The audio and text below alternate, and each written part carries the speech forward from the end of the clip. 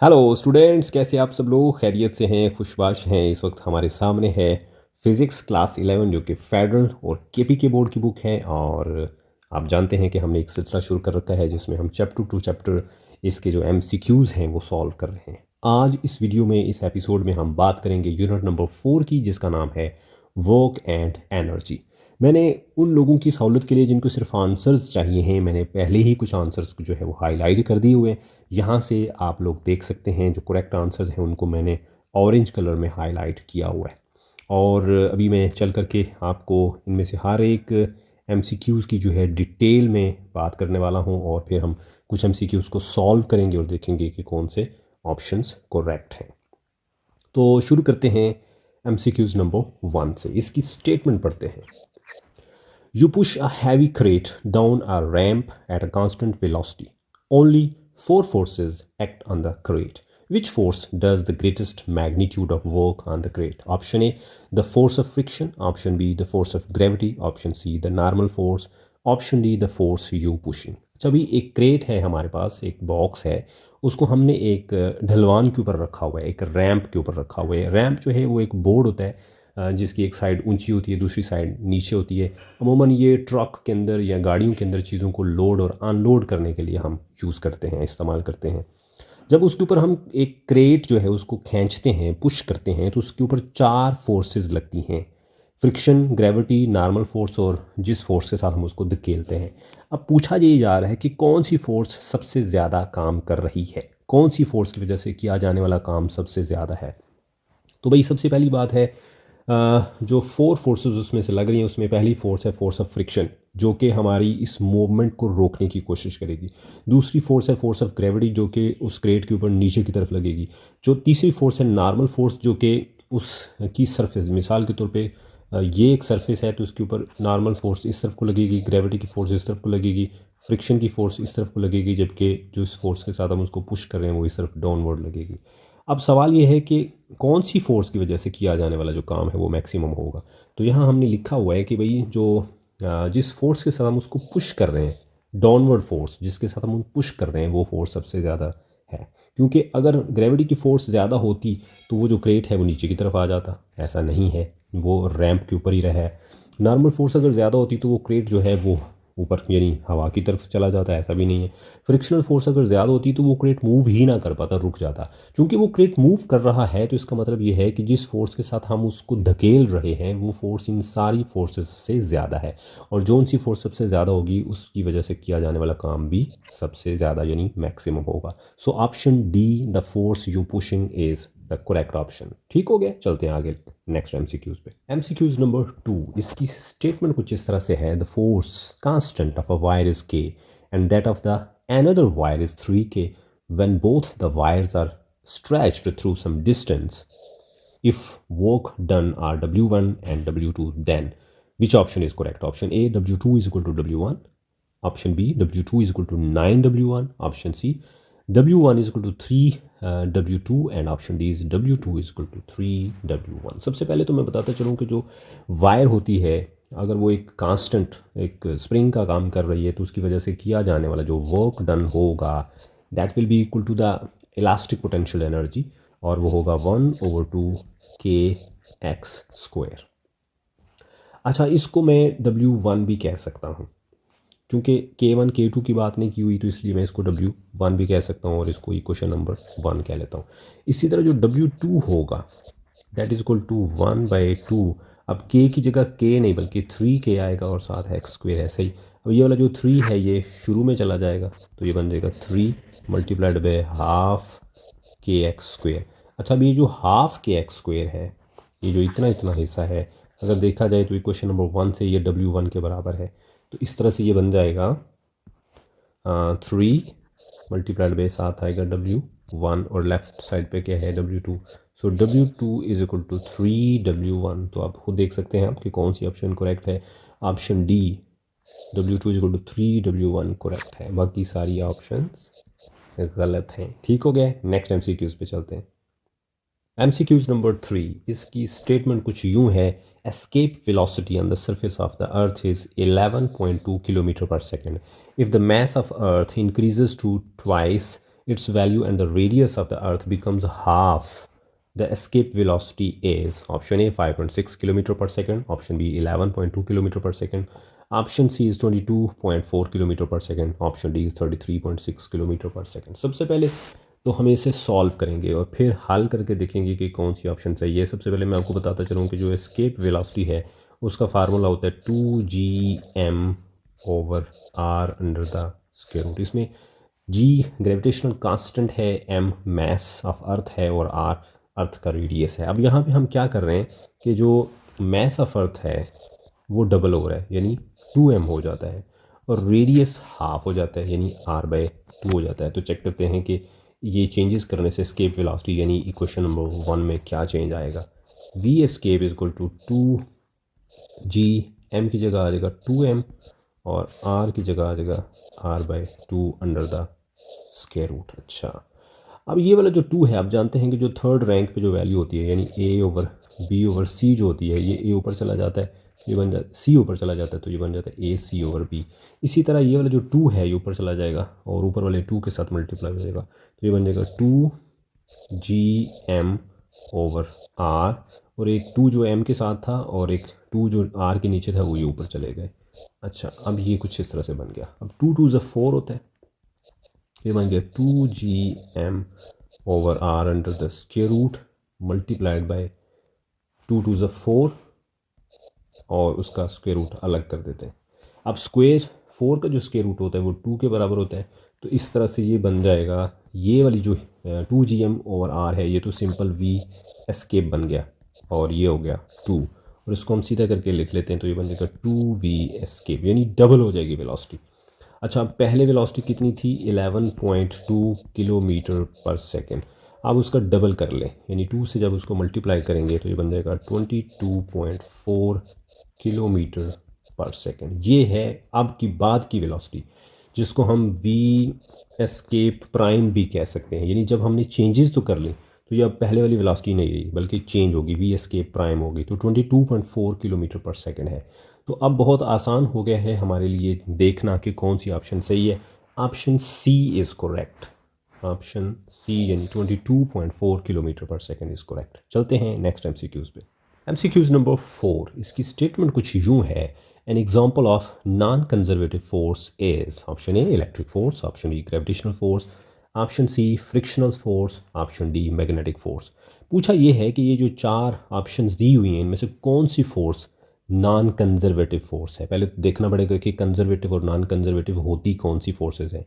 भाई जो naturally existing forces होती हैं जिसमें इलेक्ट्रिक फोर्स है, ग्रेविटेशनल फोर्स है, मैग्नेटिक फोर्स है, इलेक्ट्रोमैग्नेटिक फोर्स है, ये सारी की सारी कंजर्वेटिव फोर्सेस हैं। कंजर्वेटिव फोर्सेस की एक और डेफिनेशन भी होती है कि भाई ऐसी फोर्सेस जिनकी वजह से किया जाने वाला काम पाथ पे डिपेंड नहीं करता। Electric force, magnetic force, gravitational forces की वजह से किया जाने वाला जो काम है वो पाथ पे डिपेंड नहीं करता, जबकि फ्रिक्शनल फोर्स एक ऐसी फोर्स होती है जो पाथ पे डिपेंड करती है।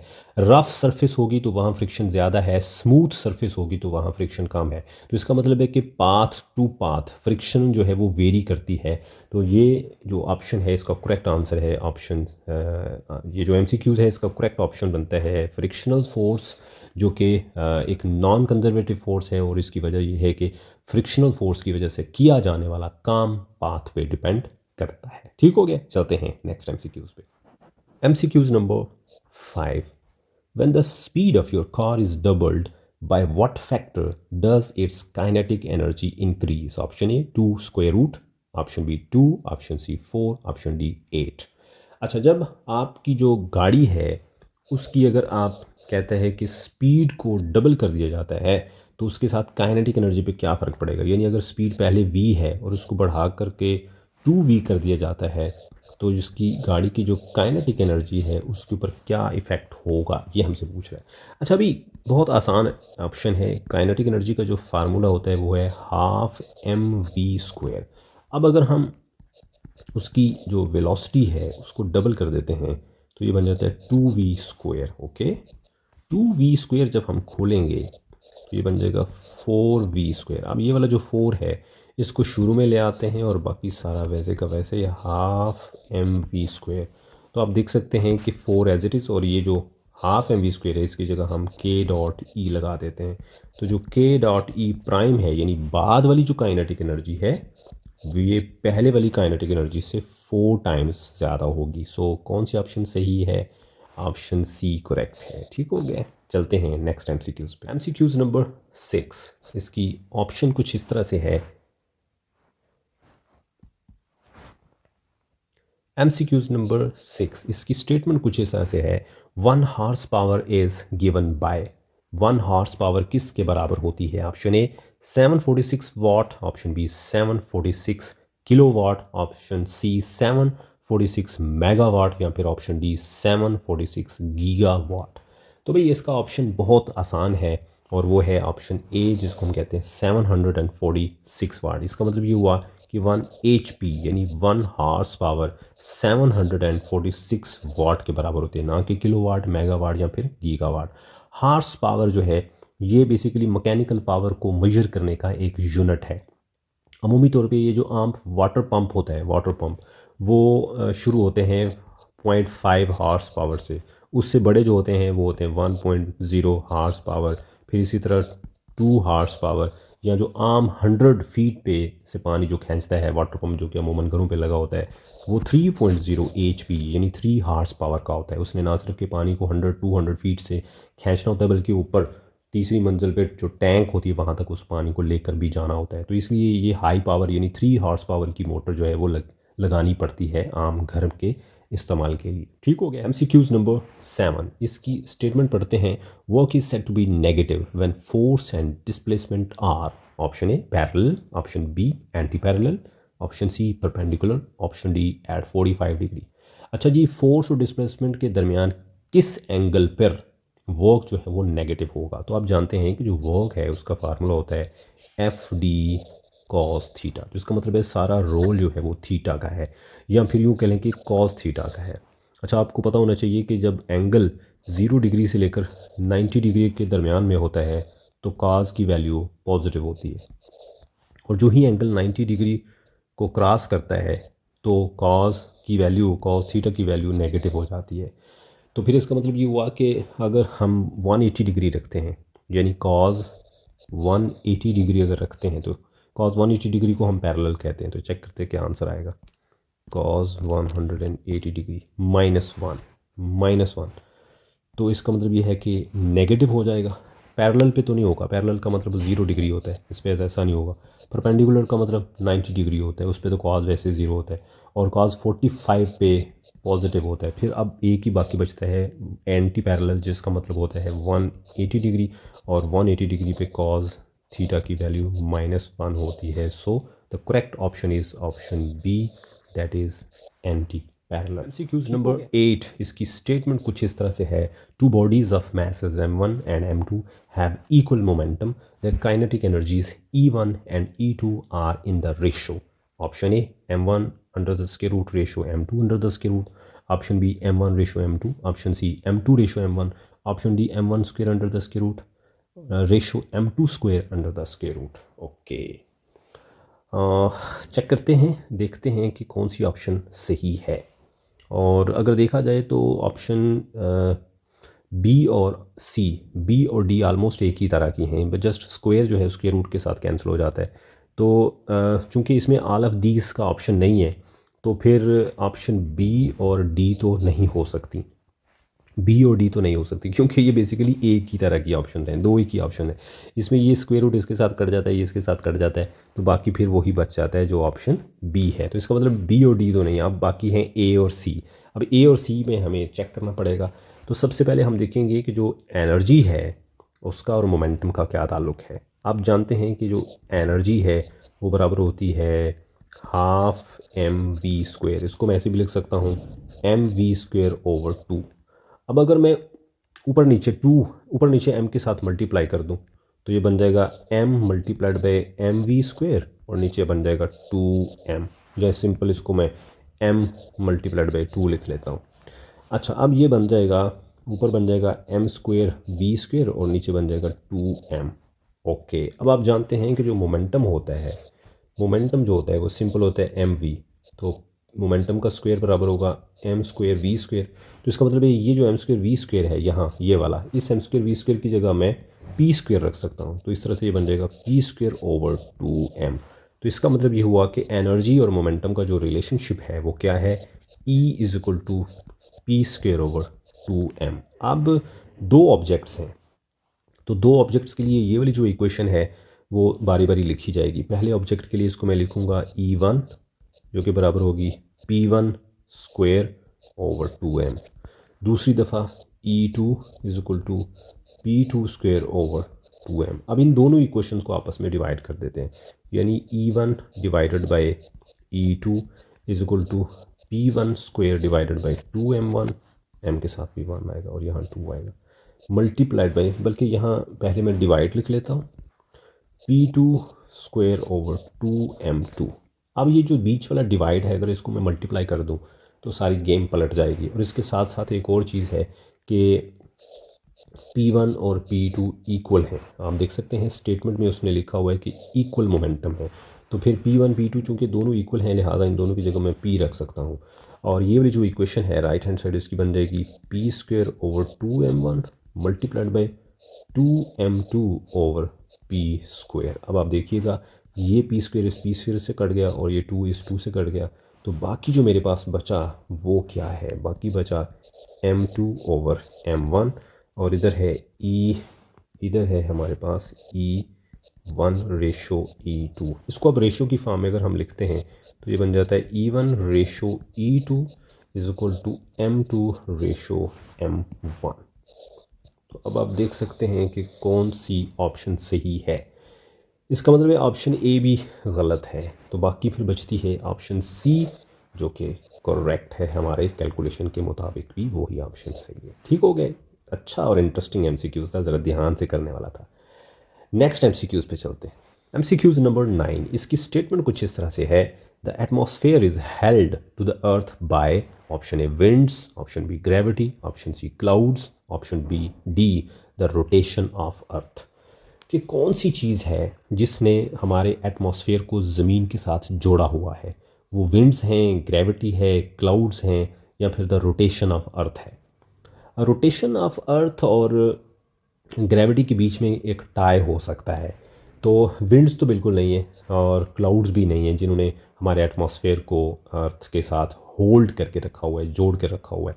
रोटेशन ऑफ अर्थ की वजह से एक पुल पैदा ज़रूर हो सकता है, लेकिन ये ग्रेविटी जो है वो एक इंट्रिंसिक प्रॉपर्टी है किसी भी चीज़ की जो उसकी रोटेशन पे डिपेंड नहीं करती।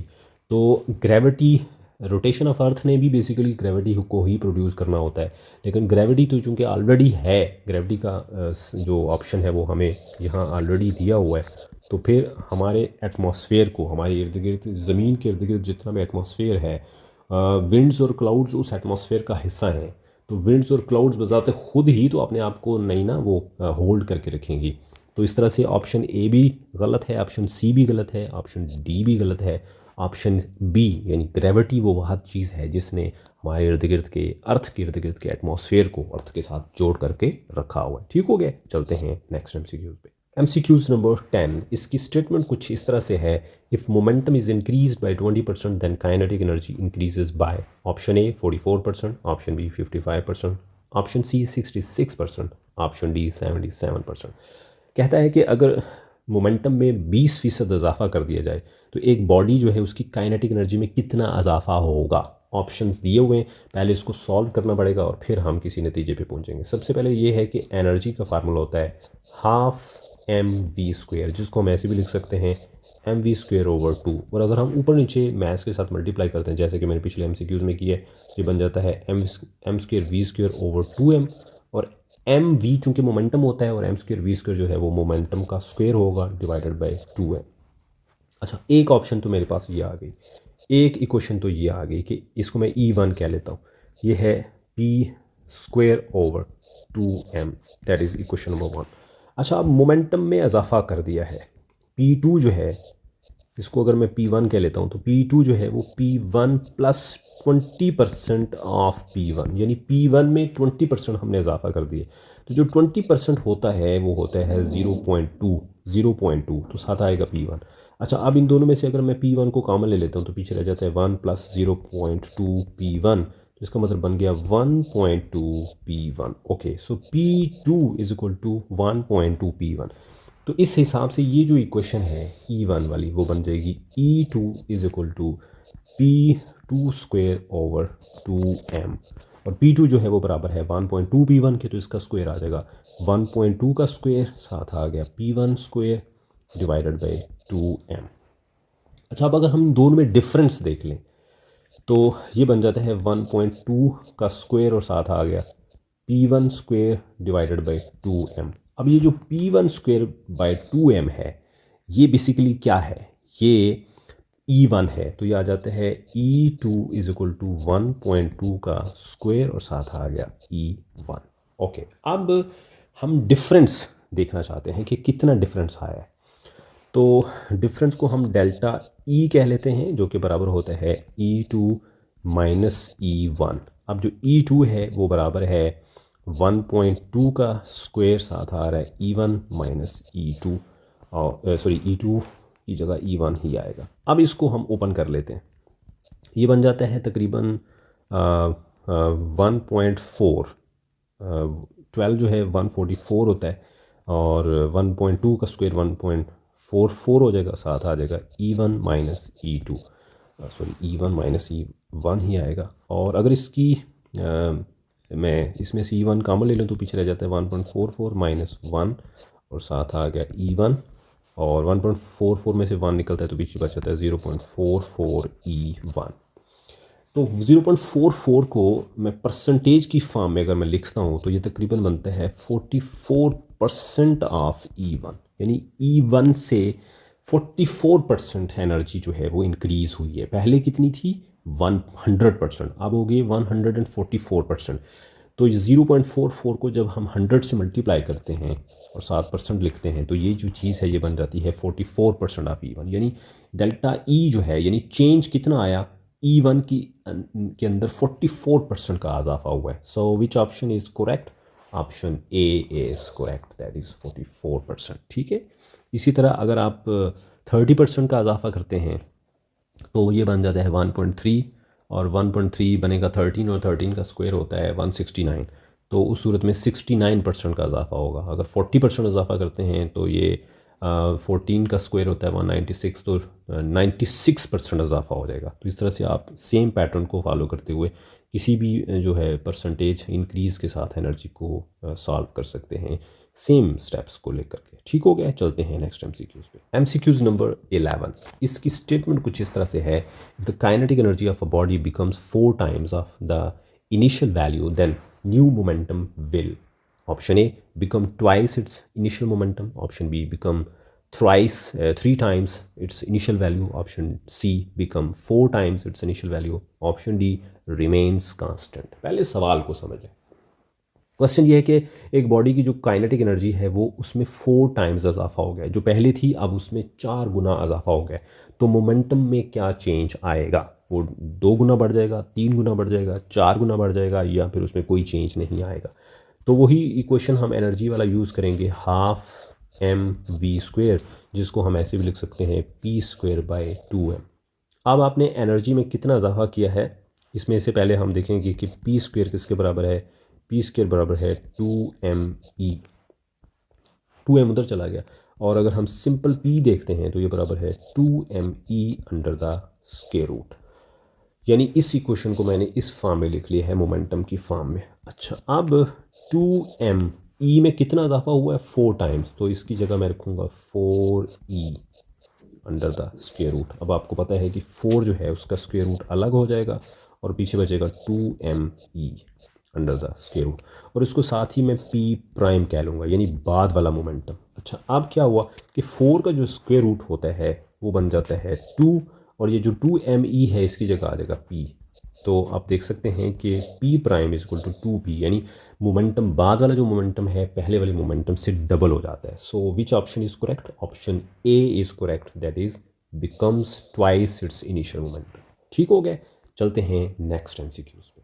एमसीक्यूज नंबर 12, इसकी स्टेटमेंट कुछ यूँ है, two bodies with kinetic energies in the ratio of 4:1 are moving with equal linear momentum. The ratio of their masses is option A 1:2, option B 1:1, option C 4:1, option D 1:4. ऐसा है कि दो objects हैं, दो bodies हैं और उनकी जो काइनेटिक एनर्जीज़ हैं उनमें रेशो है 4:1 और उनका जो लीनियर मोमेंटम है वो इक्वल है। उनके मैसेज में क्या रेशो होगी ये हमसे पूछा हुआ है। अच्छा, फिर वही इक्वेशन हम यूज़ करेंगे पहले वाली काइनेटिक एनर्जी की इक्वेशन, हाफ mv², और इसको हम जानते हैं, आप भी जानते हैं, पिछले MCQs में भी मैंने किया है कि इसको हम ऊपर नीचे m के साथ मल्टीप्लाई करके इसको m²v²/2m बना लेंगे और m²v² जो है वो मोमेंटम का स्क्वायर डिवाइडेड बाई 2m। तो इस तरह से मेरे पास इक्वेशन आ गई E = मोमेंटम स्क्वायर/2m।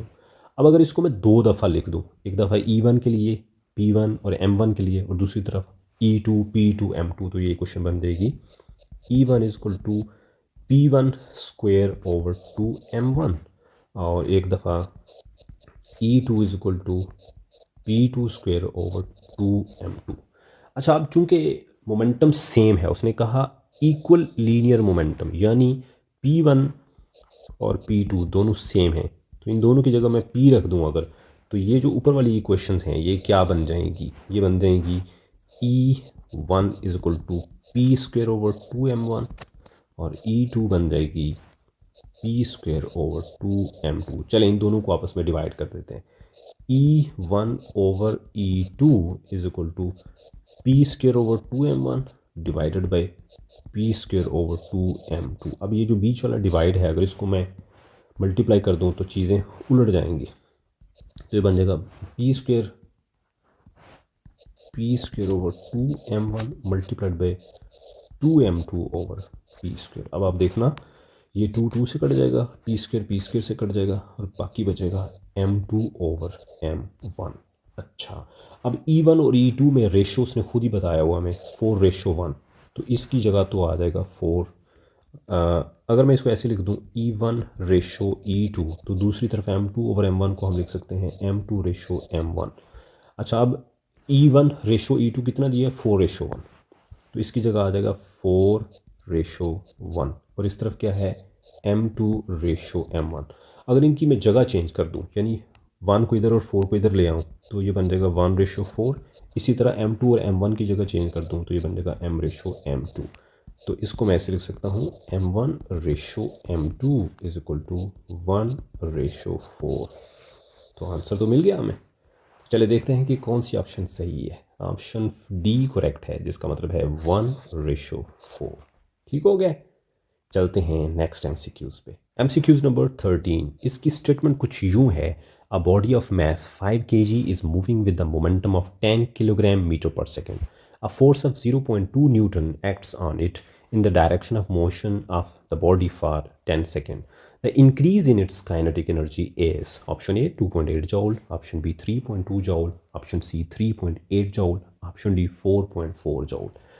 ऐसा है कि एक ऑब्जेक्ट है, उसका मैस हमें दिया हुआ है उसने 5 किलोग्राम, उसका जो मोमेंटम है P वो है 10 kg/s। उसके ऊपर एक फोर्स लगती है F 0.2 न्यूटन, कितने टाइम के लिए 10 सेकेंड्स के लिए। तो पहले वाले मोमेंटम में और बाद वाले मोमेंटम में कितना चेंज आया, कितना इंक्रीज़ हुआ उसकी काइनेटिक एनर्जी में, ये हमसे पूछा हुआ है थ्रू मोमेंटम। अच्छा, अब वही पिछले वाली इक्वेशन फिर से यूज़ करेंगे हम, और वो ये है कि E = P²/2m। पहले चेक तो करते हैं कि पहले वाला मोमेंटम कितना है। अच्छा, पहले वाला मोमेंटम है 10, उसका स्क्वायर लिया और नीचे 2 मल्टीप्लाइड बाय मैस की जगह आ गया 5, ऊपर आ गया 100 और नीचे आ गया 10, और मोमेंट एनर्जी का यूनिट होता है जॉउल, तो इस तरह से ये बन गया 10 जॉउल। ओके, अब क्या हुआ कि मोमेंटम में कुछ चेंज आया फोर्स के लगने की वजह से। अब आप जानते हैं कि जो फोर्स होती है वो बराबर होता है मोमेंटम ओवर टाइम, तो इसको मैं ऐसे भी लिख सकता हूँ P = F×T। अच्छा, फोर्स कितनी लगी 0.2 न्यूटन, टाइम कितना था 10 सेकेंड, तो इन दोनों को आपस में मल्टीप्लाई कर देते हैं तो हमारे पास आ जाएगा kg/s यूनिट आ जाएगा, तो ये आ जाएगा 2 kg/s। अच्छा, तो 0.2 न्यूटन 10 सेकेंड्स के लिए जब लगती है तो मोमेंटम में 2 किलोग्राम का इजाफा हो जाता है। अब पहले मोमेंटम कितना था 10 किलोग्राम मीटर पर सेकंड, अब उसमें इजाफा हो गया कितना 2 किलोग्राम मीटर पर सेकंड का, तो ये बन गया 12 किलोग्राम मीटर पर सेकंड। अच्छा अब देखते हैं कि अब एनर्जी कितनी होगी। एनर्जी का फिर से वही formula E equal to P square over 2m। P square की जगह आप रखेंगे 12 उसका स्क्वेयर ओवर 2, मैथ की जगह 5, साथ यूनिट आएगा जूल। अब आ जाएगा ये 144 डिवाइडेड बाय 10 जूल, और इसको जब हम डिवाइड करेंगे 144 को 10 से तो बस पॉइंट लगने 14.4 जूल आ जाएगा। पहले कितनी जूल थी 10 जूल, और अब कितनी है 14.4 जूल। अब देखते हैं कि कितना चेंज आया एनर्जी में। तो उसमें 14.4 जूल में से पहले वाली एनर्जी 10 जूल माइनस कर लेते हैं, आंसर आ जाएगा 4.4 जूल। सो देखते हैं कौन सी ऑप्शन सही है। जी हाँ, ना ए ना बी ना ही सी, बल्कि option D 4.4 joule correct option है। ठीक हो गया, चलते हैं नेक्स्ट एमसीक्यूज पे।